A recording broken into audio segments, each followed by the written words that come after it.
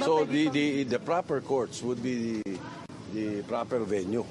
Sir, matagal na kayo sa politics. Pwede ba talaga na i-revoke ang grant na amnesty sa isang rebel? It is within the power of the President. So walang abuse, pag-abuse sa pag-exercise ng power? May concurrence dapat ng Congress. May concurrence dapat ng Congress. Walang nakalagay sa Constitution na gano'n. So yun sa pagbawi, silence? Oo, silent. Sa pagbawi, wala. Even sa agreement sa treaties, wala rin. Silent din. Pero sir, yung pagkuha nyo ng custody, sabi kasi ni Senator Trillanes, he is under your custody. Yung Yes, parang he has turned over his person to the Senate President. And yun, sir, yung directive na huwag siyang arrestin dito, ibig sabihin mo ba you agree na questionable yung pagpapaaresto sa kanya, sir? Hindi ganun yun. I'd rather be neutral in that respect. Who am I to judge whether there is legal basis or not? There is no warrant of arrest, sir. Kaya nga, I cannot be a judge of that. The proper courts will be the judge of that. So sorry, pa-clarify lang po. So bakit, sir, bakit yung kinustody si Senator? No, it's not precisely taking custody. No? That is how it eventually na lumalabas na gano'n. Pero, ang sinasabi ko, ang order is a senator cannot be arrested within the Senate premises. So if Senator Trillanes wants to remain in the Senate premises, then the instructions to the Sergeant at Arms is that he cannot be arrested. So whether the Congress is in session or not in session, hindi siya pwedeng pasukin dito. So you expect the PNP po to respect the Senate building? I think so. The building itself? Pero hindi sila allowed sila pumasok. I think so. Hindi kaya to use the Senate as refuge, sir. As a what? Refuge. Alam mo, you're looking at it as a glass half empty. Hindi ganun eh. Basta the situation is simply we cannot allow a senator to be arrested in the Senate premises. Pwedeng, kung gusto, unless the senator voluntarily goes with them, like in the case of Senator De Lima before. Nandito siya, hindi naman siya inaresto eh. Nung lumabas siya, umuwi siya muna, pinayagan siya umuwi muna, at para kumuha ng gamit, at tapos doon siya inaresto. Practically, sir, sanctuary itong Senate for Senator Trillanes. Well, you can look at it that way. Ano nang tingin ng iba. But as I said, no, very, very specific yung sinabi ko.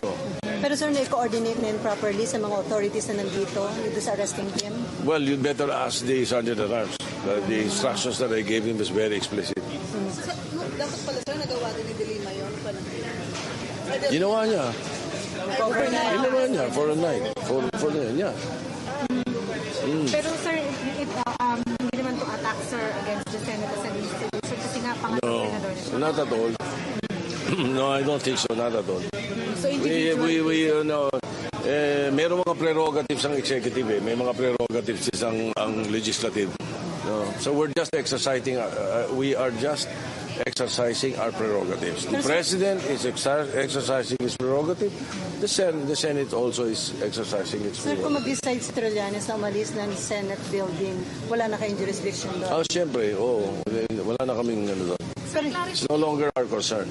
Sir, clarification lang. When you said that the President has the power to remove amnesty, it's within his power. wala po kasi as the President. po kasi yung Constitution.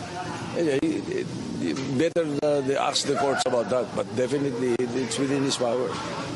Pero definitely, sir, sa tagal na sir ng mambabatas, ito yung first time na may nare-revoke na amnesty. I'm not sure. Ang institutional memory ko is as far as the Senate is concerned. Pero wala kayo nare-recall pa, sir? Wala pang nare-recall. I don't know. I'm not sure. Pero considering niya siya from the minority at critic ng administration, do you think it has something to do with sa pagiging opposition, sir? I'd rather not venture into speculation. So bakit hindi niya na lang siya pinayuhanag to mag-yield sa authorities, surrender? No, we can't. We leave it up to the senator to decide. So magpo-focus pa kayo about lahat ng senador? Yeah, lahat. So habang nandito, allowed siya mag-attend ng lahat ng activities? Habang nandito siya sa Senate premises. Pero pag-uusapan nga namin yung maaaring maging mga limitations. Limitation. Okay. All right, Tito Sotto, the Senate President, confirming, first of all, that Senator Trillanes has, quote, turned over his person to the Senate President. Parang ganoon. That's the exact quote that we got from Tito Sotto. And Sotto, as Senate President, emphasizing that a senator, he kept repeating this, a senator cannot be arrested in Senate premises. So he says that if Senator Trillanes chooses to remain in the Senate, Senator Sotto's, the Senate President's very explicit instructions to the Senate Sergeant-at-Arms is that no arrests can happen within the premises of the Senate. We're all aware, of course, and we've seen that video a few hours ago, members of the PNP Criminal Investigation and Detection Group waiting just outside the lobby entrance of the Senate. Now, Senator Sotto, the Senate President, explaining, unless, of course, as Senator Laila de Lima did, the senator will voluntarily go with the arresting authorities. He was also asked, Senator Sotto was also asked if this will make the Senate practically a quote-unquote sanctuary for Senator Trillanes. So there we have it, Senator Sotto confirming custody of Senator Trillanes and what appears to be already a position of the Senate that Senator Trillanes, no senator can be arrested within the Senate premises, and that were the Senate President's instructions to the Senate Sergeant-at-Arms. We're going to go back to Professor Tony Lavinia. Professor Lavinia? Yes. Yes. Well, did you hear what Senator Sotto was saying? Yes. It is within the power of the President. At wala naman doon nakalagay sa Constitution na doon sa mga rules on yung pagbabawi ng amnesty. No, I mean, no, I would have to disagree with that. I mean, obviously, if there are conditions to an amnesty, that the President would have the power with respect to that condition. But precisely the point I'm trying to make is that the facts here does not show that at all. And what the President does not have a power to revoke the amnesty granted by another President unless he's able to show that that President acted illegally or acted wrongly, and that's not the case here. Professor Lavinia also, he said that they will not allow an arrest of any senator within Senate premises. The Senate President saying that yung explicit instructions niya sa Sergeant-at-Arms, yun na nga, no, na walang mangyayaring pag-aresto. Except that if any senator who, well, in this case, Senator Trillanes will choose to go with the arresting authority. So tama yun. That's right. I mean, and I'm appreciative of that because I'm actually not sure whether Senator Pimentel did the same thing with Senator Laila, whether Senator Laila had that option at all. Of course, she was not arrested in the Senate, but that was her choice. But I'm not sure that she was given the option of actually staying in the Senate. Well, binanggit naman ni Senator Sotto si Laila de Lima, and he was saying that at first she had chosen to stay in the Senate, and then umuwi muna siya, kumuha ng gamit, saka na siya dinala sa krame. Pero hindi siya kumbaga inaresto sa loob ng Senado. I think by the time she had already decided to be arrested, so they negotiated that part where she goes home first. Okay. But I don't know. I honestly don't know whether she had the option actually of staying in the Senate. Here, Senator Sotto is very explicit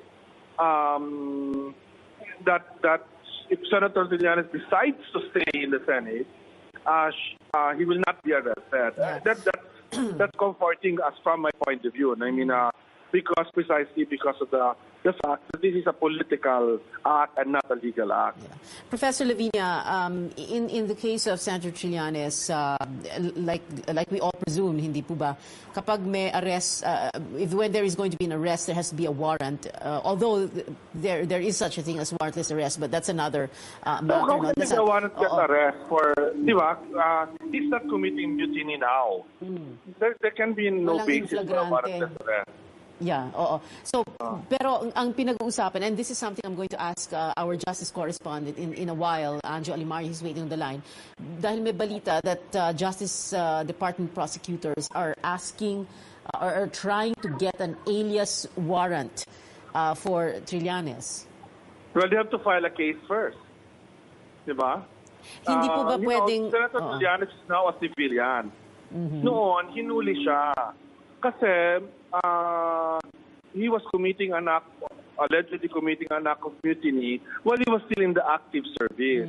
Okay. So military law applied to him, di ba? Yeah. Basically, court-martial yun and everything. Well, a while ago, there was a Defense Department press conference, and one of them, si Attorney Ronald Rubin, was explaining, and we quote, ab initio, quote-unquote, as if he was never granted amnesty, and then, quote, bumabalik siya sa status niya before the amnesty. No. Pwede po ba yun? No. Ibig sabihin, active service na naman siya ngayon. Come on. Diba, how ridiculous is that argument? Senator Trillanes already retired from the military. He now has to be arrested in accordance with civilian rules. Yeah. Hindi pwede ba nilang kumbaga i-resurrect ang dati niyang kaso? Because there was yes, but not under military court kasi military will civilian, no longer have. Kung civilian court pwede, kung kaso. Hindi na siya military officer. Okay. But and right now, so because what the DND is saying, he returns to his status before the amnesty, and you're saying hindi pwede yon. That's ridiculous. Are you saying now, Pia, that Senator Trillanes is now back as captain or whatever rank he was? That is so ridiculous. It doesn't meet any kind of logical bar, di ba? Factual bar. Yeah. Well, that was from the military. He absolutely no jurisdiction over him, di ba? Well, that was so the what military cannot arrest him. You can only be arrested by the military in the military context of military courts if you are a member of the military. Okay. Period. And therefore, what happens to that order that the PNP and or the AFP can arrest him? Cannot. They cannot arrest him. Even the AFP cannot arrest. Ab initio order. Okay. Well, of course, this was the quote I read a while ago was said in the Defense Department briefing. And ang nandoon kasi kanina, si Colonel Edgar Arevalo, spokesman for the Armed Forces, si Arsenio Andolong, spokesman for the Department of National Defense, and itong Attorney Ronald Rubin, and that's what they were saying. As if he was never granted amnesty and that, quote-unquote, bumabalik siya sa status niya. Walang problema yung as if he were never granted amnesty. But he has already retired from the military. They have no jurisdiction over him. Okay. And you're saying, that's a different point entirely. Diba? Kasi, as if he was never granted, that's fine. But it doesn't mean that life is frozen, di ba? Yeah, okay.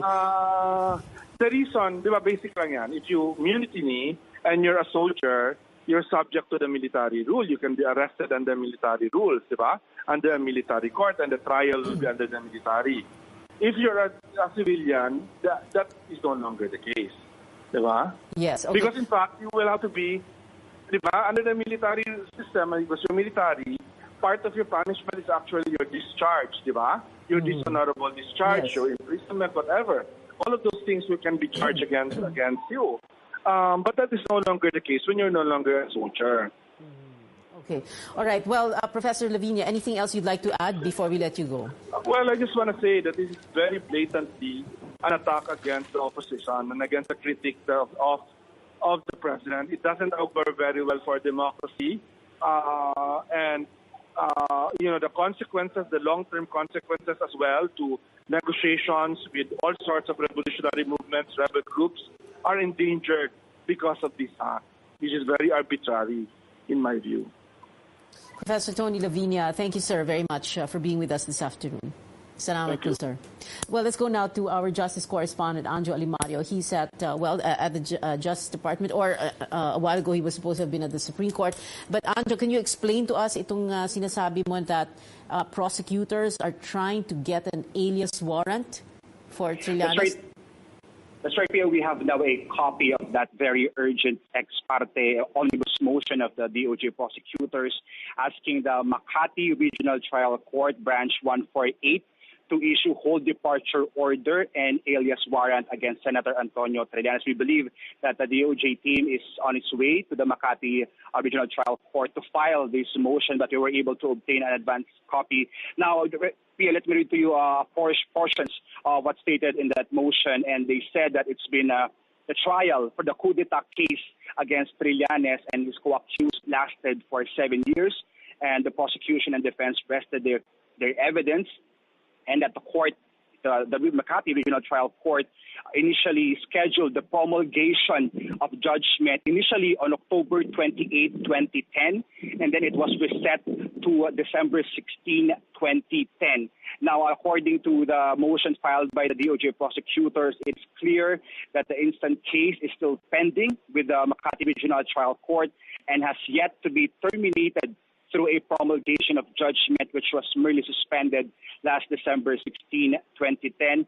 And they also said that Trillanes is an incumbent senator of the Republic, and he has the means and resources to flee to another country in order to escape Philippine criminal jurisdiction. It is therefore imperative that a whole departure order be issued against Trillanes. Now, Pia, that's the two prayers basically of the DOJ prosecutors. One, to issue an alias warrant against Senator Trillanes, and two, to issue a whole departure order against Trillanes to bar him from leaving the country, Pia. Yeah, Anjo, sorry. What is that case again? Yung sinasabi mong promulgation dapat October 28, 2010, na move to December 16, 2010. I mean, we all know that amnesty applied for, granted early 2011. Anong kaso ulit ito? Ang nakalagay Pia doon sa motion, coup d'etat. So we assume this is the Oakwood Mutiny. Yeah, the 2003. If I'm not mistaken, Pia. Ito yung nakalagay dun sa case. It's stated there, one of the co-accused is Captain Milo Maestro Campo. He's one of the co-accused named here. Okay, so kumbaga they are trying to resurrect. Is that the correct legal term, Anjo? Are they trying to resurrect this case, or they're just saying that bago na bigyan ng amnesty sina Trillanes et al, dapat may promulgation ng kaso. So ang sinasabi ng mga prosecutors is mapawalang-bisa dapat yung amnesty para bumalik tayo dun sa panahon na magpo-promulgation pa lang ng kaso, ng desisyon sa kaso. That is correct, Pia. Basically, they're saying to the court, let's reopen the case. Kasi wala pa namang promulgation. Sabi nga ni Prosecutor General Richard Padulyon, they're very close to the promulgation already. Prepared na yung judgment, yung decision mismo ni Judge Pimentel daw before the old judge who handled the original coup d'etat case against Trillanes et al. And now, of course, sasabihin ang sa paliwanag naman Secretary Guevara, there's no need for a retrial because meron ng full-blown trial na naganap na before. So what will happen, Pia, is the new judge who will handle the coup d'etat case now, if it will be reopened, will just appreciate all the facts, all the evidence presented by both the defense and the prosecution as to the case of Senator Antonio Trillanes for his coup d'etat case, Pia. All right. Anything else to add, Anjo? That's right, Pia. We will update the Pia as to the progress. If the court will readily or will immediately issue or grant this motion of the prosecution. As of now, Pia, we understand that the DOJ team is still on its way to Makati Court to file this very urgent motion against Senator Trillanes, Pia. Yeah, well, it's 3:08 p.m. Office hours end at 5 o'clock. So they are hoping that when they file it, mabigyan ka agad ng alias warrant. Ganun ba yun? Agad-agad may mangyayari ngayong hapon na ito? Yes, Pia, yun yung inaasahan nila, no? Yung handling judge kagad nung maglabas kagad nitong alias warrant. At least yung HTO pwede pa yung schedule for hearing, but itong alias warrant, that's what they're after today na ma-accomplish, Pia. Okay, so like you're saying, they're after the alias warrant today, hoping to get that today, and they're going to. By the way, is there any word from the Justice Department, from Secretary Guevara, or from the government, from the state prosecutors? Ano bang gagawin nila? Because Senate President Tito Sotto was saying a while ago na hindi sila papayag na maaresto si Senator Trillanes or any senator, incumbent senator for that matter, within Senate premises. May pahayag na ba ang Justice Department? Things ang sabi ni Justice Secretary Guevara, with that proclamation of the President, it already serves as an arrest order for the ASP, for the PNP to effect that proclamation, that order from the President to arrest Senator Trillanes. Nung sinabi natin nga, may CIDG personnel na nandun sa ground, sabi ni Secretary Guevara, yes, they can already arrest. Now, it will totally depend. Sabi nga natin kung pwede siyang yung custody ni Senator Trillanes sa Senate muna. That's possible according to Secretary Guevara. Now, we don't know yet if there's already a prior arrangement of Senate and his arresting team, kung saan ba talaga siya muna dadahin pansamantala. And until siya makapag-issue itong Makati Court ng panibagong commitment order kung saan ba dadalhin itong si Senator Trillanes pending the promulgation of his case, Pia. All right. Anjo Alimayo, our justice correspondent, reporting to us from there. We're going to go now to the Senate. The session has begun. Now, what we're waiting for, a while ago we already said that the Senate President, Tito Sotto, has confirmed that Senator Trillanes is in his custody. At the same time, that they will not allow, the senators will not allow Senator Trillanes to be arrested within Senate premises. But earlier, Senator Trillanes kasi had said that they are going to ask for a caucus after the roll call. So we're going to listen in for just a bit into what's going on at the floor, and then we'll pull out when we get a better sense of what is going to happen from here on. Let's listen in first. Sama-samang dumaranas sa emosyonal na sakit ang buong pamilya. Hindi rin may tatanggi na dumaragdag at sumasabay pa sa kalungkutan ng pasyente ang pinansyal na suliranin na akibat ng pagkakasakit. In the Philippines, cancer is the third leading cause of adult death and fourth in child mortality. Sige. The Philippine Cancer Facts and Estimates from the Department of Health reveal an alarming increase in the incidence of cancer, estimating up to 8 deaths per day for child